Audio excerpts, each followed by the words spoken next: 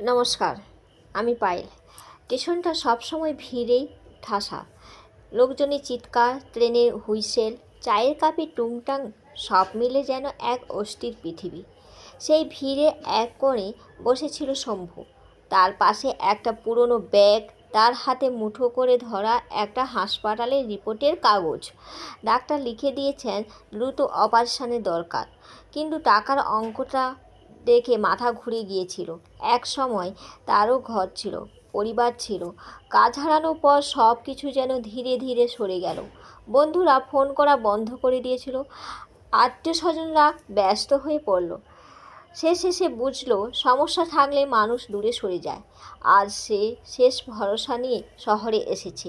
ভেবেছিল কারোর কাছে হাত পাতবে, কিন্তু মুখ খুলতেই গলায় যেন কিছু একটা আটকে যাচ্ছে। অপরিচিত মানুষের সামনে নিজে অসহায়তা দেখানোটা কতটা কঠিন সেটা আজ সে বুঝতে পেরেছে। একজন ভদ্রলোক পাশ দিয়ে যাচ্ছিলেন। শম্ভু কাঁপা গলায় বলল, দাদা, একটু সাহায্য করবেন? লোকটা একবার তাকিয়ে দ্রুত হাতটা বাড়িয়ে দিল, কিন্তু কিছু শোনেননি। আর একজন থামলো, শুনলো, তারপর বলল, এইসব তো এখন অনেকেই বলেন, বলে চলে গেল।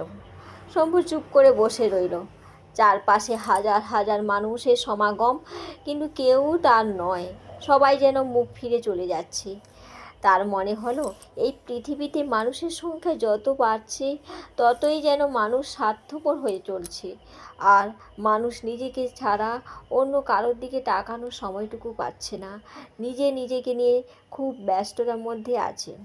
হঠাৎ এক বৃদ্ধা এসে তার পাশে বসলেন এবং কিছু না কিছু বলে নিজের থলের ভেতর থেকে কিছু টাকা বের করে শম্ভুর হাতে দিলেন। শম্ভু অবাক হয়ে বললেন, আপনি আমাকে চেনেন?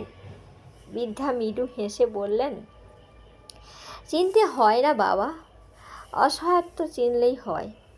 সেদিন শম্ভু বুঝেছিল অসহায় মানুষ সত্যি বড় একা, কিন্তু সেই একাকিত্ব ভাঙতে একজন মানুষই যথেষ্ট।